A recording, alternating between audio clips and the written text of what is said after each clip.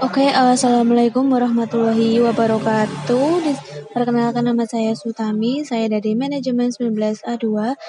Di sini saya akan mempresentasikan sebuah review yang berisikan peluang bisnis dan laporan hasil wawancara saya di usaha Apotek Sugihwaras. Nah, untuk yang pertama kali yaitu saya akan menjelaskan sektor usaha yang dapat menjadi peluang usaha di masa pandemi ini berdasarkan omset dan profit. Nah, pertama yaitu usaha food and beverage. Nah, dianggap salah satu usaha bisnis dalam krisis ekonomi. Salah satu faktor yang menyebabkan usaha makanan berpeluang menjanjikan dalam masa pandemi ini adalah karena masyarakat membutuhkan pasokan makan dan minum dalam kondisi apapun, bahkan kondisi serba sulit sekalipun. Dengan demikian, sektor ini tidak akan pernah surut dan kehilangan konsumen. Tak hanya itu, bisnis ini di sektor makanan dan minuman juga dianggap membutuhkan modal yang relatif kecil, tenaga kerja yang tidak terlalu banyak, namun dengan margin laba yang besar dan perputaran arus kas yang sangatlah cepat. Nah, untuk yang kedua yaitu usaha kebutuhan bahan pokok.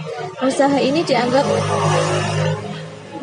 dianggap sebagai salah satu sektor bisnis yang tahan terhadap krisis karena masyarakat membutuhkan pasokan bahan pokok termasuk makan dan minum dalam kondisi apapun, bahkan kondisi serba sulit sekalipun.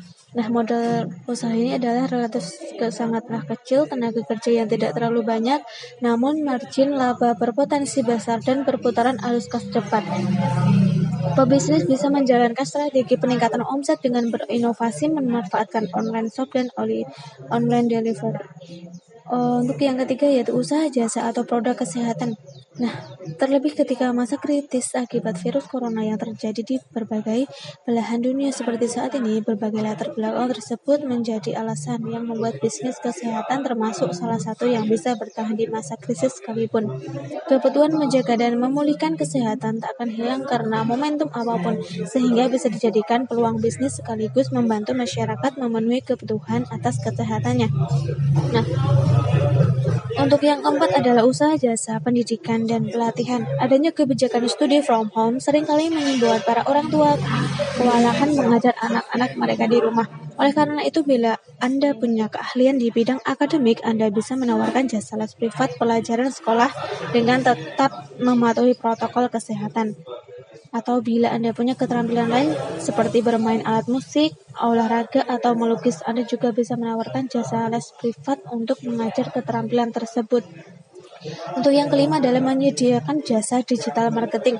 Sekarang ini perkembangan teknologi digital semakin pasif karena pandemi juga banyak bisnis yang akhirnya beralih menjalankan bisnisnya secara digital. Salah satunya dengan membuka toko online. Bila sebuah bisnis menjalankan secara online, tentu saja pemasarannya juga dilakukan secara online.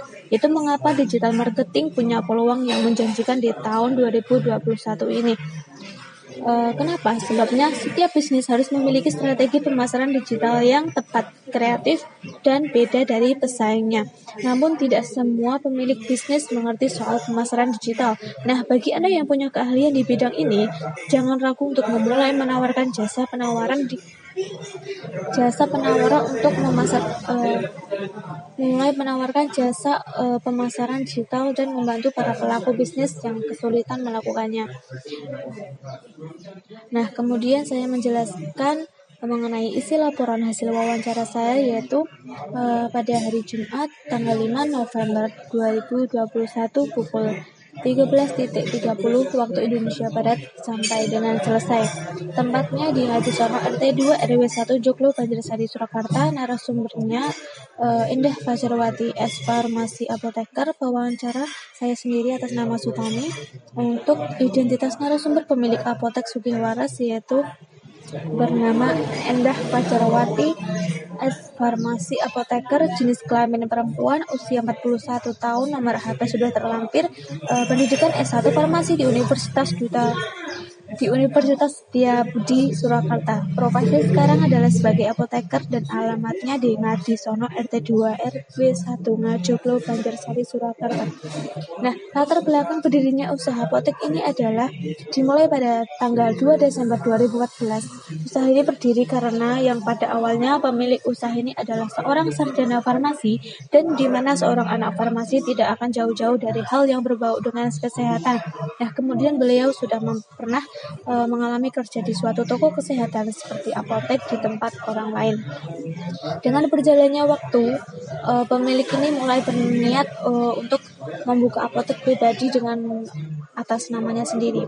Dan akhirnya atas niat, usaha, dan doa beliau, keinginan untuk membangun apotek sendiri pun terwujud. Meskipun beliau sempat menyewa tempat atau lapak untuk membuka apotek sendiri, namun alhamdulillahnya atas kerja kerasnya dapat membangun apotek sendiri di rumah. Nah, untuk visinya yaitu menciptakan sarana pelayanan kesehatan yang terjangkau dan membimbing masyarakat. Kemudian misinya di sini adalah pengelolaan apotek sesuai dengan tugas dan fungsinya, menjaga keseimbangan fungsi sosial dan bisnis, mengembangkan peran apotek di bidang kesehatan bermitra dengan pemerintah dan masyarakat, dan kemudian pembinaan sumber daya manusia yang berkesinambungan.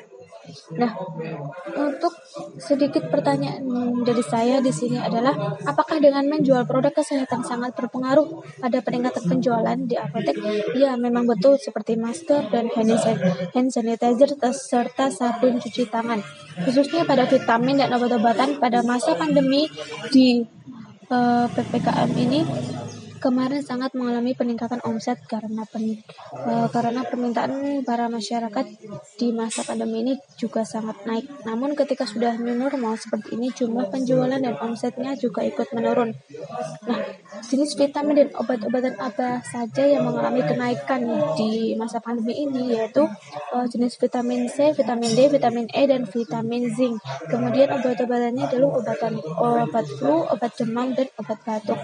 Nah, selain vitamin dan obat-obatan, apakah produk tersebut juga mengalami peningkatan? Iya, betul, namun tidak terlalu banyak. Dan biasanya di masa pandemi ini, obat herbal yang paling laku dijual yaitu seperti serbuk jahe, madu, sari kurma, dan habatus sauda. Nah, untuk di masa pandemi ini, omset apotek apakah mengalami peningkatan yang cukup signifikan dibandingkan sebelum terjadinya pandemi? Iya, memang benar. Pada masa pandemi ini, di PPKM level 4 bulan Juli lalu kemarin, mengalami kenaikan omset yang sangat cukup besar hingga mencapai 150% dibandingkan sebelum terjadinya pandemi COVID. Nah, namun karena sekarang sudah berjalannya normal, jadi kurva omset apotek juga mengalami penurunan yang sangat drastis. Untuk pendapat pemilik apotek mengenai peluang bisnis di apotek selama pandemi ini adalah apotek ini masih cukup baik dan untuk patut dijadikan acuan bagi para calon wirausaha karena meski mengalami turunnya omset yang sangat drastis, namun apotek masih berjaya dan tetap hidup dibandingkan pada bisnis-bisnis lainnya. Karena pada dasarnya apotek ini juga suatu kebutuhan terpenting bagi masyarakat. Nah, untuk sesi terakhir di sini adalah dokumentasi foto bersama antara saya dengan pemilik apotek Surya Waras, yakni Ibu Endah Fajarwati S. Farmasi Apoteker. Cukup sekian presentasi dari saya. Wassalamualaikum warahmatullahi wabarakatuh.